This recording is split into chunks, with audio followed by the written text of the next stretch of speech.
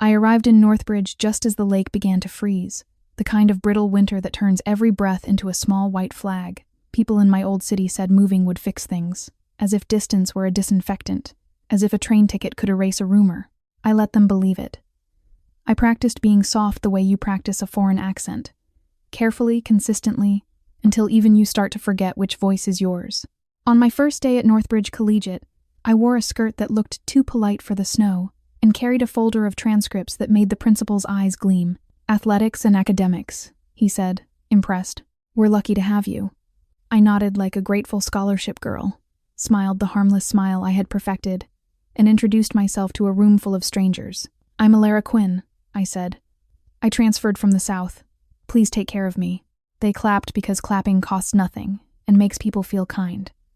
My seat was assigned beside the class prefect, Nolan Pierce, the sort of boy teachers trust with keys. He offered me his neatest smile, the one that suggested he could be generous without being vulnerable. Behind me sat a tall, thin girl with a curtain of hair and hands that never stopped fidgeting with the corners of her notebook. Her name, according to the roster taped on the desk, was June Vale. She looked like someone who had learned to become invisible in a room full of eyes. The first week, I watched the social map reveal itself. Who ruled which tables in the cafeteria, who owned the hallways, who could say cruel things with a laugh and still be called funny. There was a tight group of girls who traveled like a small storm. They wore the same brand of eyeliner and the same confidence, and they moved through the corridors as if they were the corridor's natural owners. Their leader, Mara Bexley, had a voice that could turn sweet or sharp without changing volume. She was the kind of bully who never shoved you in front of witnesses. She didn't need to. She could erase you with a sentence. June was their favorite target, not because she had done anything, but because she existed in a way that made them restless. During morning literature read-aloud, June stood when it was her turn and read a paragraph in a clear, bright voice that didn't match her hunched shoulders. The room went silent for 3 seconds, the kind of silence that means people are surprised by beauty. Then the whispering began.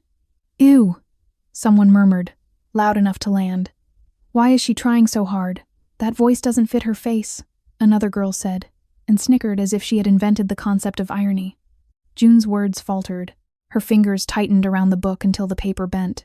Nolan, at the front, pretended not to hear. He continued guiding the session like a man steering a boat through fog, focused on his own authority, unwilling to acknowledge the rocks. I leaned my chin into my palm and memorized their faces. Not because I wanted revenge, because I wanted accuracy. Accuracy is how you keep stories from swallowing you.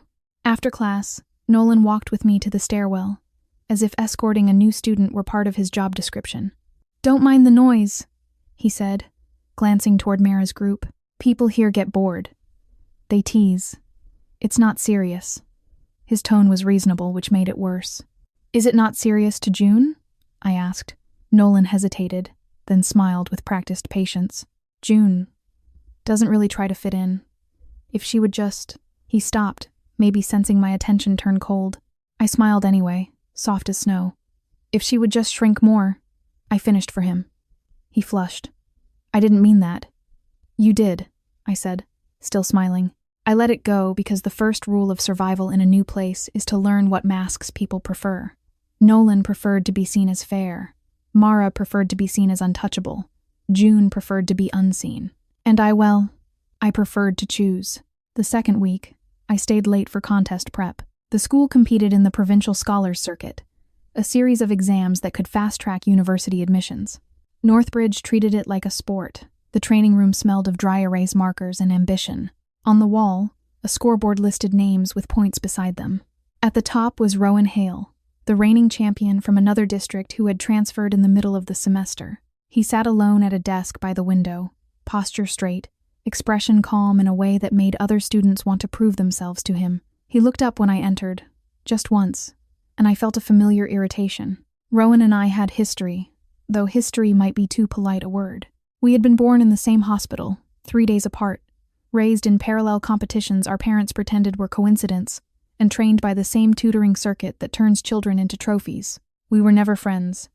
We were the metric by which each other's success was measured. I had come north to escape the noise of that life. He, apparently, had come to follow it. "Alara," he said, as if my name were a fact he had filed away. "Rowan," I replied, as if the winter didn't suddenly feel smaller. The teacher supervising us, Mrs. Santori, beamed.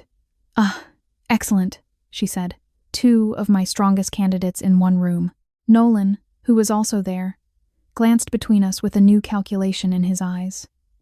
I could almost see him rewriting his internal hierarchy. That night, the cafeteria had a charity event, a winter fundraiser with baked goods and performances. June was in the corner near the trash bins, sorting flyers alone. Mara's group drifted over like sharks detecting blood.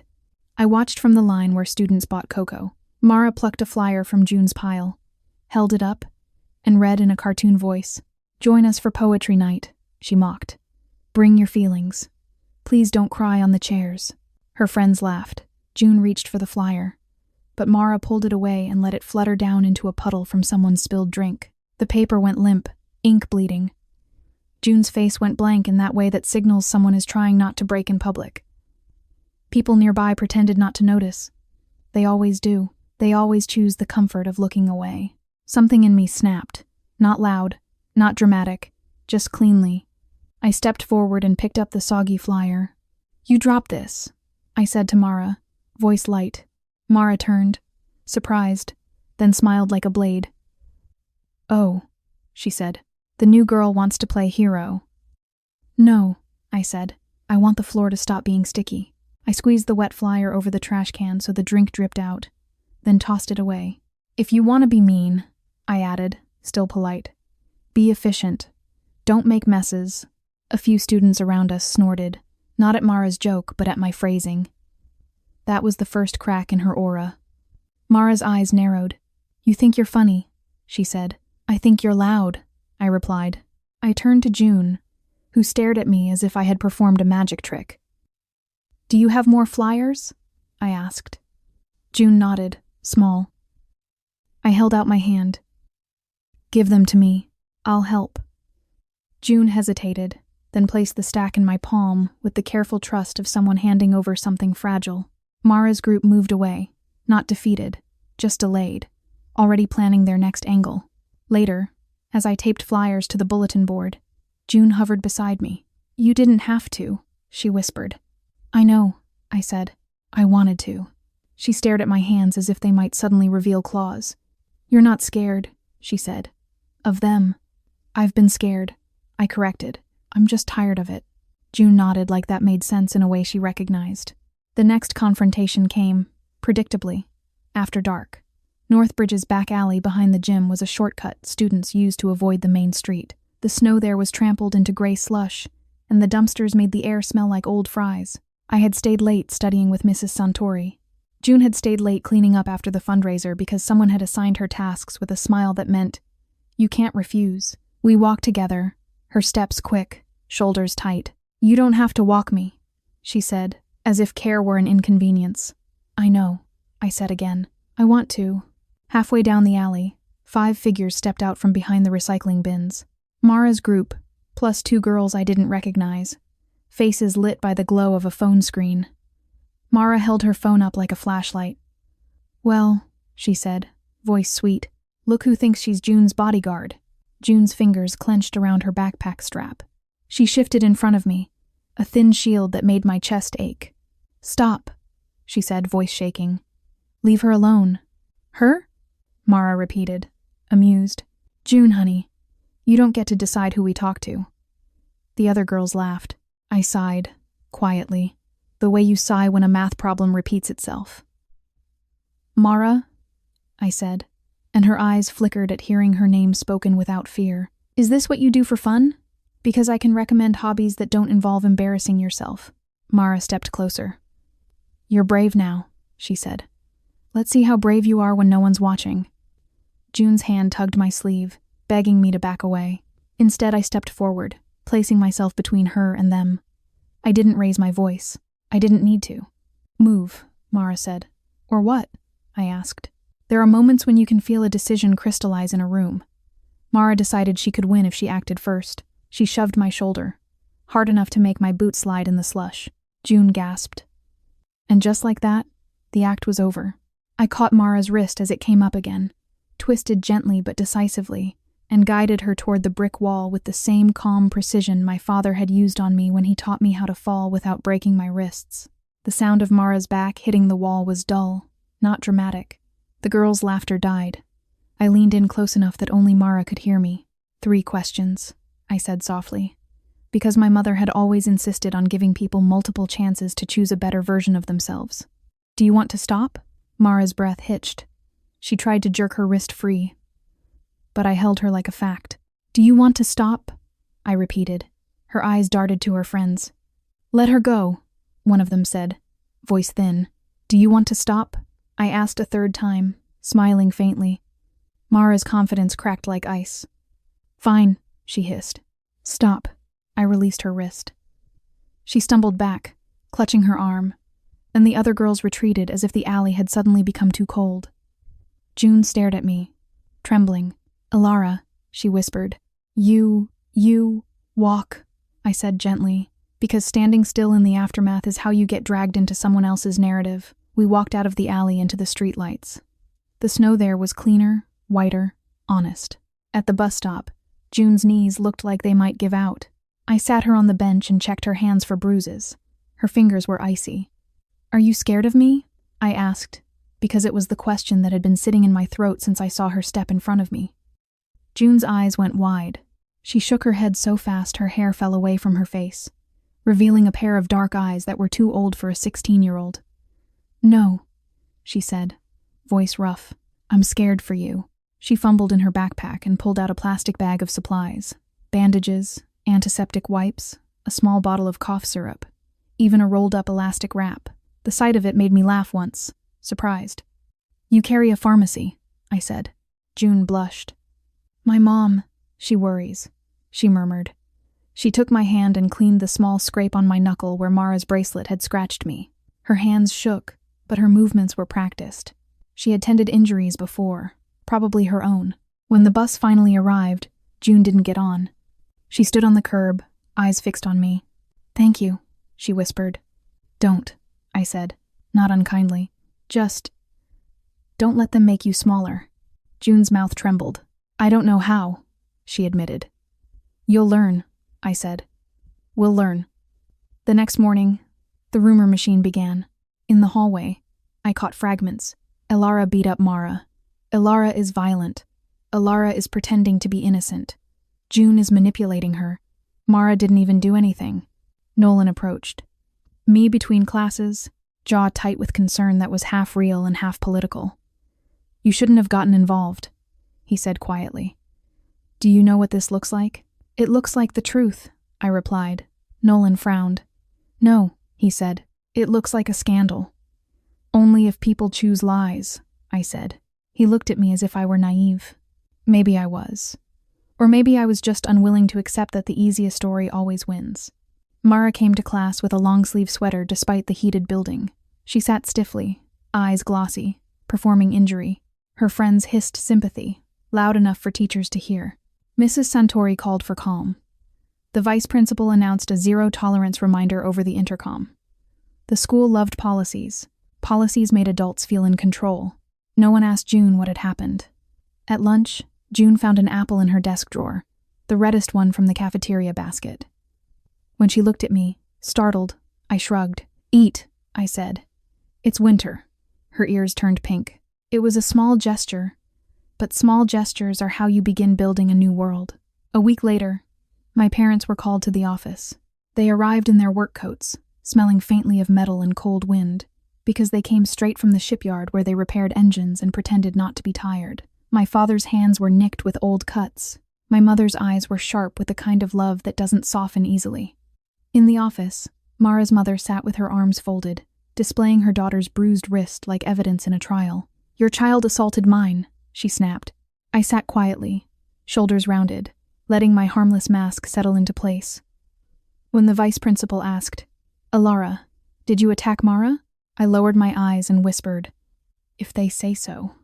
My mother's head turned toward me, a warning in her gaze. Don't play games with adults. But I wasn't playing, I was demonstrating. The adults in that room had already decided what kind of story they wanted, so I let them feel the discomfort of their own assumptions. We have witnesses, Mara's mother said triumphantly. Her friends saw everything. Did anyone see what happened before? My father asked, voice calm but heavy. In the alley? The vice principal hesitated. No one reported, because no one reports what doesn't benefit them, my mother said flatly. June's parents arrived then, out of breath, eyes fierce. June's mother, a small woman with a spine made of steel, placed her hand on June's shoulder like an anchor. My daughter has been harassed for months, she said. We have records, messages, photos. We have the school's own emails about monitoring the situation. She looked straight at Mara's mother. Your daughter's fun ends today. Mara's mother sputtered. This is ridiculous. June's mother cut her off. If your child touches mine again, she said, voice steady, we will press charges. If the school covers for it, we will make sure the district knows. Silence filled the room like a closing door. The vice principal swallowed and asked for details, suddenly eager to appear thorough. That was how power works, not through justice, but through the threat of paperwork. In the end, the school issued mutual conduct warnings to everyone, which was their way of saying they didn't want to choose. Mara received a suspension for organized harassment only after June's mother presented screenshots of a group chat where they had planned to corner June after school. I learned then that sometimes truth requires leverage. June and I left the office together. She looked dazed. Your mom is terrifying, she whispered. She's tired, I said. That's different. Winter rolled on. Mara's group kept their distance, but the hostility didn't disappear. It merely changed shape. Now they used silence. They turned away when June spoke. They forgot to save her a seat during assemblies. They laughed when her voice cracked during presentations. June tried to retreat into invisibility again, but I refused to let her. I sat with her at lunch even when it made my own social life shrink. I signed us up for the debate club because the coach, Mr. Weller, believed that speaking can be taught like swimming, slowly, safely, with someone watching your back. June hated it. She trembled in her first practice round, hands so tight around her note cards that the paper tore. But she spoke anyway, and when she finished, her eyes were wet with the shock of having survived. I sounded stupid, she whispered. You sounded alive, I said. Around that time, Rowan began appearing near me more often, like a shadow that had decided to reattach itself. He offered to share notes, corrected my solutions with infuriating calm, and watched June with a kind of cautious respect. She's brilliant, he said one day after literature class, as if he had just discovered the concept. She writes like she's been through war. She has, I said. Rowan's gaze flicked to me. You have too, he replied. The provincial scholars circuit's winter round approached. Northbridge wanted a trophy. Mrs. Santori assembled a small team. Rowan, me, Nolan, and 2 others. June was not invited. Officially, her test anxiety made her unreliable. Unofficially, no one wanted the unpopular girl representing the school. The injustice sat in my mouth like grit. I confronted Mrs. Santori after practice. June should be on the team, I said. Mrs. Santori's expression tightened. Elara, this isn't about kindness, she said. It's about winning. Winning without June is a smaller win, I said. Her writing scores in class, Mrs. Santori corrected. Not under pressure. I leaned closer, lowering my voice. Then teach her, I said. Or admit you don't want to try. That landed. Teachers hate being accused of not trying. Mrs. Santori sighed, then gave me a look that was half warning, half surrender. Fine, she said. If she can pass the qualifying mock under exam conditions, I'll consider her. When I told June, she stared at me like I had handed her a live wire. I can't, she whispered. You can, I said, but you'll want to run. That's normal. Rowan offered to tutor her, which surprised me. He sat with June in the library after school, explaining structure and strategy, not condescending, just clear. Nolan watched them with growing discomfort. He couldn't decide whether to admire the effort or resent the shifting power. One evening, as snow tapped at the library windows, I found Nolan in the hallway waiting for me. You're changing everything, he said, not quite accusing, not quite praising. Is that bad? I asked. Nolan's jaw worked. It's unpredictable, he said. People don't like unpredictable. People, I said, Like comfort more than they like fairness. Nolan's eyes flickered. I've tried to keep the peace, he said quietly. Peace for whom? I asked. He didn't answer. June's mock exam day arrived.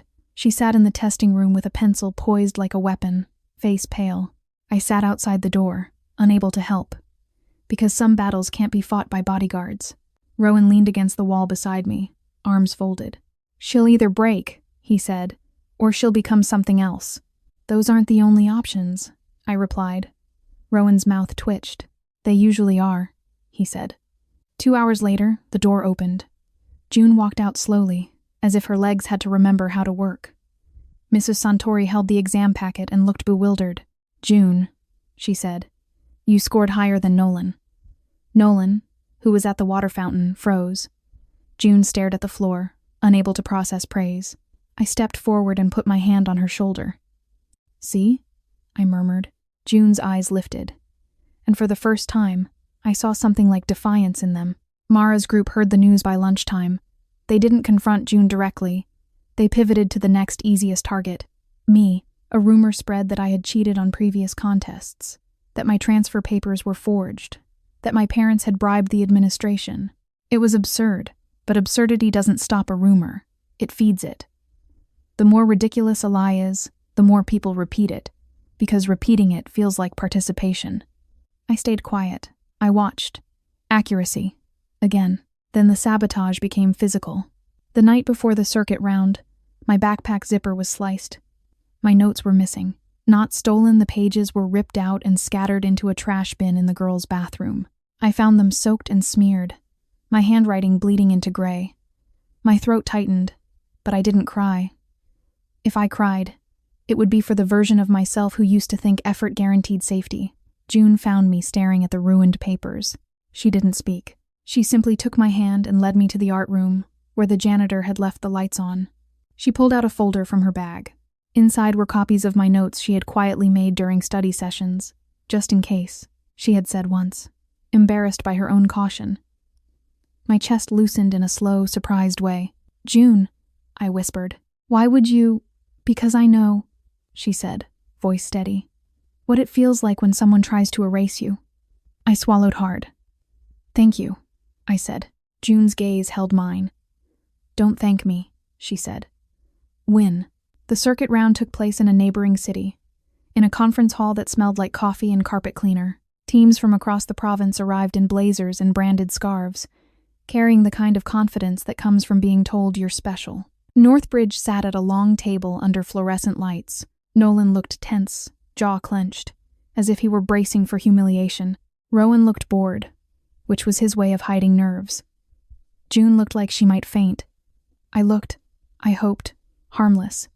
The exam began. Questions flashed on screens. Logic puzzles, math proofs, essay prompts. We worked in timed segments, passing scratch paper, whispering strategy. June's hands trembled at first. Then, as the essay portion began, something shifted. Her shoulders straightened. Her eyes sharpened. She wrote like a person finally allowed to tell the truth in a language no one could interrupt. When time was called, she set her pencil down with a quiet exhale that sounded like survival. During the break, Mara's cousin from another school approached our table, smirking. So the alley girl made the team, she said, eyes on June. How inspiring. Nolan tensed, ready to smooth it over. I moved first. How brave of you, I said lightly, to insult someone in public when you've never done anything worth writing about. The cousin blinked. A few nearby students snorted. June's cheeks flushed, but she didn't shrink. She looked up and said, voice clear, if you want to read my essay, I can email it to you. The cousin's smirk faltered. She walked away. Rowan's gaze flicked to June, a flicker of impressed warmth that he would never admit. The results were announced that evening. Northbridge placed first in the combined score. June earned the highest essay rating in the room. Nolan earned third in logic. Rowan earned first in math. I earned second overall, which would have once irritated me. But that night it felt like a relief. The trophy was heavy and cheap. But the moment it was placed in June's hands, the weight looked like justice. On the bus ride back, Nolan sat across from me, staring at the dark window. I was wrong, he said quietly. About June. About a lot. I studied him. What are you going to do with that? I asked. Nolan swallowed. I don't know, he admitted, but I don't want to be the kind of person who stays silent anymore. I nodded once. Then start, I said. The next months were not magically easy. Victories don't dissolve cruelty. They just change the battlefield. Mara's group couldn't openly mock June's intelligence anymore, so they mocked her confidence instead. She thinks she's special now, they whispered. She thinks she's better than us. The familiar pattern returned. Punish someone for rising. But June had changed. She still flinched sometimes. She still struggled in exam rooms when anxiety clawed at her chest. Yet now she had proof that she could survive the fear, and proof is a powerful antidote. Rowan, unexpectedly, softened too. He began sitting with us at lunch, not because he craved friendship, but because he respected effort. When people whispered about us, he looked at them with mild disdain and said, "If you have time to gossip, you have time to study." It was rude in the best way. The spring brought a new contest. The National Writing Lantern, a prestigious competition that could grant scholarships. The school wanted Rowan to represent them, because he was famous and safe and male. Mrs. Santori approached me with a careful smile. "Ilara," she said, "you've shown leadership. Would you mentor Rowan's submission?" The request was disguised as a compliment. I heard the truth behind it. Help the chosen boy shine. My smile stayed polite. "June should submit," I said. Mrs. Santori hesitated. "The National Lantern is highly competitive," she said. "June's still recovering from what?" I asked. "From people like you deciding she's fragile," I added, softer. Mrs. Santori's cheeks colored. Rowan, who had been listening nearby, stepped in. "Let June submit," he said simply. Mrs. Santori looked at him, startled by his directness. Rowan's voice didn't rise, but it carried authority because the school had already crowned him. "If you care about excellence," he continued, "stop confusing it with reputation." That was the first time I saw a teacher truly embarrassed. June submitted. So did Rowan. The competition required anonymity, which meant no one could rely on names or pedigrees. The essays were judged blind. When the results came back, June won.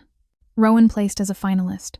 The school announced June's victory over the intercom, with a pause that betrayed how hard they had tried to imagine the headline differently. In the hallway afterward, Mara stood by the lockers, expression tight. June walked past her without looking down. Mara's eyes followed her, and I saw something I didn't expect. Not rage, but uncertainty, as if she had built her entire identity on being the loudest and now wasn't sure what to do when the room changed. That should have felt satisfying. Instead, it felt sad. Not sad enough to forgive, but sad enough to understand that cruelty is often a way people avoid admitting they feel small. Understanding doesn't excuse, it just clarifies. Toward the end of the year, the school held a graduation assembly for seniors and an awards ceremony for the rest. Students filled the auditorium, whispering and scrolling through phones. The stage lights were too bright. When my name was called for the science award, I walked up, accepted the certificate, and returned to my seat without drama. When June's name was called for the National Lantern, the applause was louder, partly because people love a comeback story. June stood at the podium, hands shaking, and looked out at the crowd as if the room were an ocean she had once feared. She spoke into the microphone with that same clear voice that had once triggered cruelty. "I used to think I was invisible," she said. "I used to think being quiet meant being safe. But being quiet didn't stop anything. It just made it easier for people to pretend they weren't hurting me." The room grew still. Teachers shifted uncomfortably. Mara stared at the stage, jaw clenched. June's gaze swept the rows and landed briefly on me, then on Rowan, then, surprisingly, on Nolan. "There were people who helped me stand up," June continued, "not because I earned it first, but because they decided I deserved it anyway." She swallowed. "If you're listening and you feel alone, I want you to know you can ask for help. And if you're listening and you've laughed along when someone else got hurt, you can stop. It's never too late to stop." A slow murmur rippled through the audience like wind across water. Some students looked guilty, some looked defensive, some looked relieved. June finished and stepped back from the microphone, shoulders trembling, but she didn't fold in on herself. She sat down and exhaled, and I realized she was not the same girl behind me on my first day. Neither was I. After the assembly, Nolan approached us in the lobby where banners hung like bright flags. His eyes looked tired, but his posture was straighter than it had been all year. "June," he said, and June tensed out of habit. Then he added, "I'm sorry." The words came out rough, like something he had never practiced. "I should have said something earlier," he continued. "I thought staying neutral made me decent." He shook his head once. "It didn't." June stared at him, processing. Then, in a small voice, she said, "Thank you for saying it now." Nolan nodded, as if accepting the fact that apology is not a transaction. Rowan watched the exchange quietly, then looked at me. "You didn't come here to start a war," he said. "But you did." "I came here to stop one," I replied. Rowan's mouth tilted. "Same thing," he said, and for once it sounded like respect rather than rivalry. In the last weeks of term, Mara's group faded, not because they reformed into saints, but because the social rewards for targeting June had diminished. Bullies feed on applause. When the audience stops clapping, their performance collapses. Mara still existed in the hallways, but her power felt thinner, like ice after the thaw. One afternoon, I found her alone at the trophy case, staring at the glass as if it might show her a different future. She noticed me and stiffened. "Come to gloat?" she asked. Her voice tried to be sharp, but it wavered. I considered the question. Gloating would have been easy. It would have been the simplest story. "No," I said. "I came to pick up my jacket." Mara's gaze flicked to the hooks nearby. Then she said, quietly, "You're not what I expected." "Neither are you," I replied. Mara's eyes narrowed. "What's that supposed to mean?" "It means you're not a monster," I said. "And that makes what you did worse, because you chose it." Mara's face flushed. She opened her mouth, then shut it, like someone trying to swallow a truth that tastes bitter. I took my jacket and turned away. "Alara!" Mara called, voice low. I paused. "June's essay," she said, as if the words hurt. It was good. That might have been the closest thing to admiration she had ever allowed herself to feel. I didn't smile. I didn't comfort her. I just said, "Yes," and walked out into the cold air. In June's kitchen, where her parents ran a small fruit stall and kept their hands warm with tea, we celebrated quietly after the last exam. June's mother cut slices of pear and offered them like a ritual. June's father laughed for the first time I had ever heard, a brief sound that cracked open the heaviness of the year. Rowan showed up too, awkward in a borrowed sweater, looking like someone who had never attended a normal teenager gathering. Nolan brought a board game and insisted we play. We argued about rules, ate too much fruit, and for a few hours, the world felt ordinary in the best way. Later, when I walked June home through the snow, she carried a small umbrella even though the sky was clear. She offered it to me anyway, serious as if it were a sacred object. "You don't need it," I said. "I know," she replied, "but I like having it."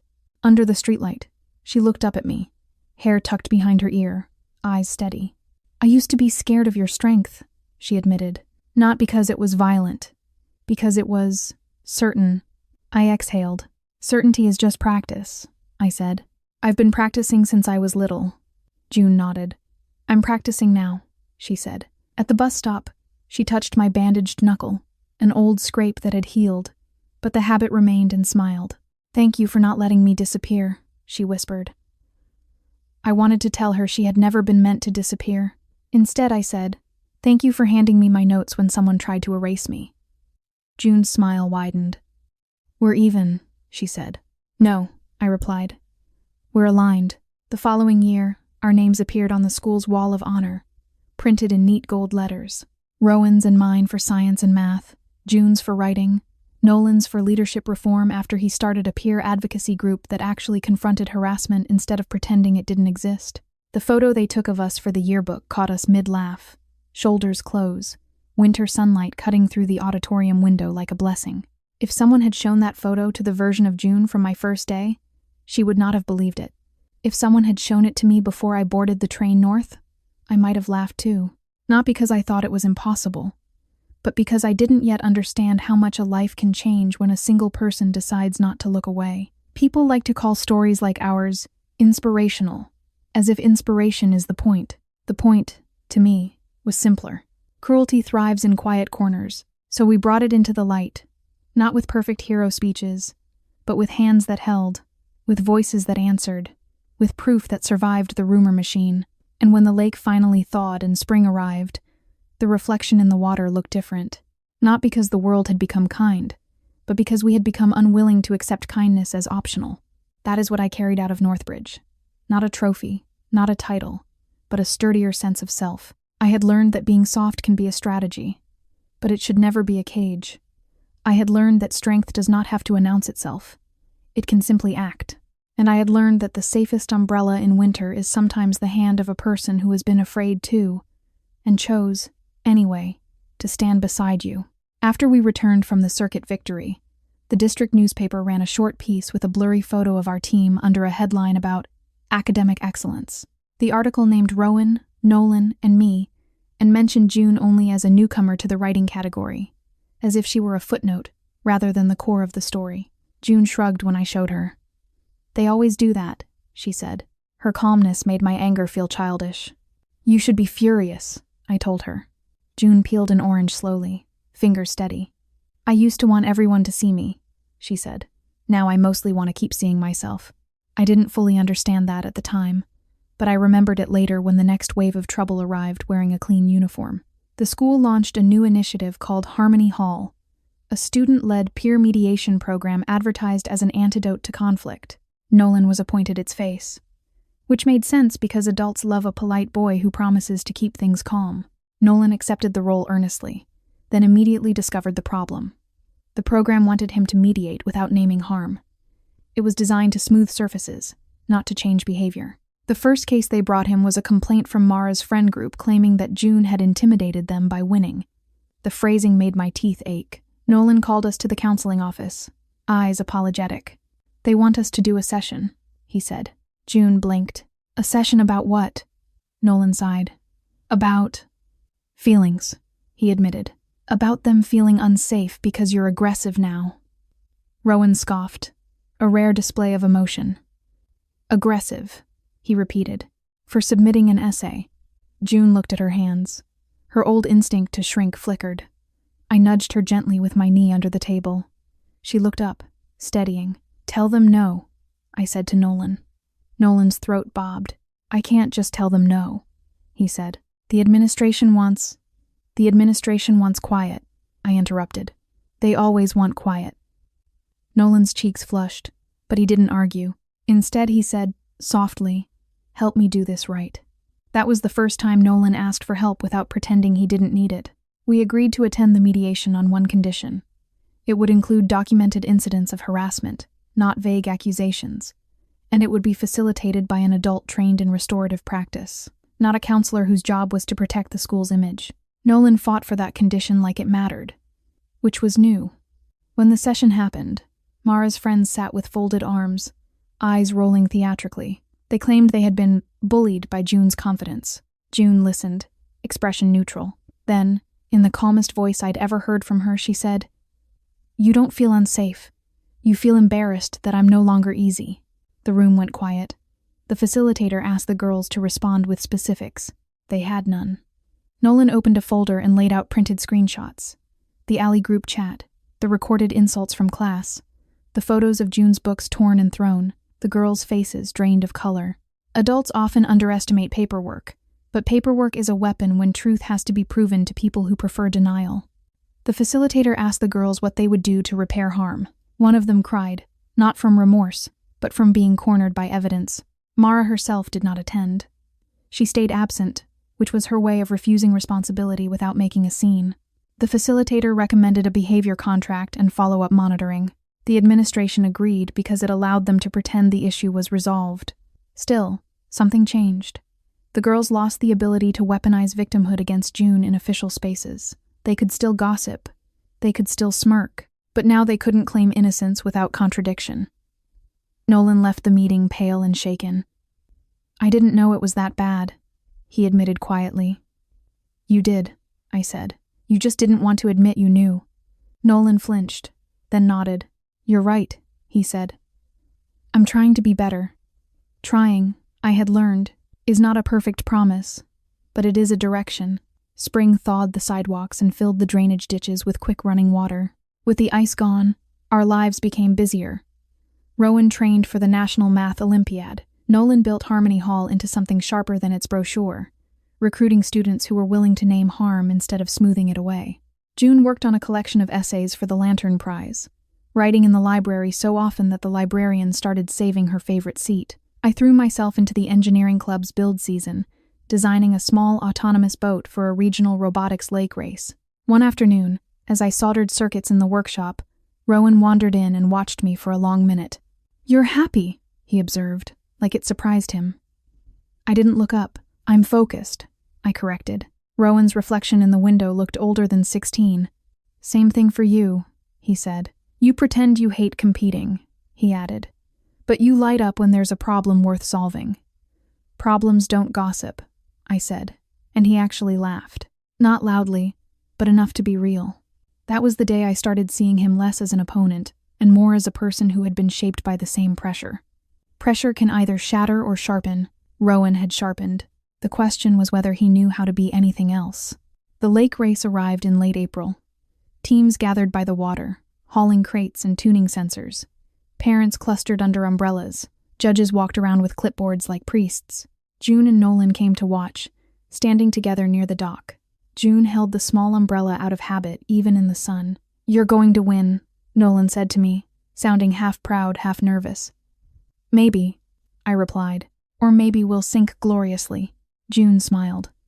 "If you sink," she said, "I'll write about it." The joke steadied me.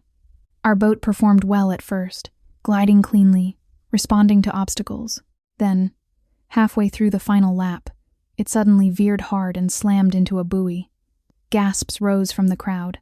The boat's motor whined, trapped in a loop. I felt heat rush up my neck. That wasn't a random failure. The code had been altered. I yanked the controller open and saw it immediately. A parameter value changed by a single digit, subtle enough to slip by a quick check, catastrophic under real conditions. My hands went cold. Someone had accessed our laptop. My teammate, Bryce, swore under his breath. "Who would?" he began. I didn't answer because I already knew the shape of the sabotage. It was the same old pattern. If you can't beat someone fairly, make their loss look like incompetence. In the crowd, I spotted Mara's friend Kira watching with a small, satisfied smile. She quickly masked it when she saw me looking. My first impulse was to storm over, grab her wrist the way I'd done in the alley, and demand the truth. But I wasn't in an alley. I was under Judge's eyes. So I did what the year had taught me. I documented. I asked the judges for a technical review. I showed them our version history from the repository. I requested the log files from the laptop. The lead judge, an engineer with salt and pepper hair, frowned. "This change happened last night," he said, "from a user account that is not on your team." My teammates stared at me. "We lock our laptop," Bryce insisted. I looked at June, who was already pulling out her phone, recording, eyes sharp. Nolan stepped forward and addressed the judge with surprising steadiness. "We've had prior incidents at our school," he said. "Harassment and tampering. If you need context, I can provide it." The judge nodded, expression serious. "Provide," he said. Kira's face tightened. She tried to edge away, but another judge called her name. "Miss," he said, "we need to ask you something." Kira froze. The crowd's attention shifted like a tide. In that moment, I realized the most powerful thing about choosing proof over rage. It forces the world to look where it wants to look away. The investigation didn't end with handcuffs or dramatic confessions. It ended with Kira's father arriving, furious and embarrassed, and Kira admitting she had just changed a number as a prank because Alara always acts so perfect. The judge disqualified her team for interference. Our team was allowed to rerun the final lap with restored code. The second run wasn't flawless, but it was honest, and we placed second overall. I should have been disappointed. But as I watched our boat glide across the water under the honest version of itself, I felt something better than victory. I felt untouchable in the way you feel when you know you can't be undone by a single digit.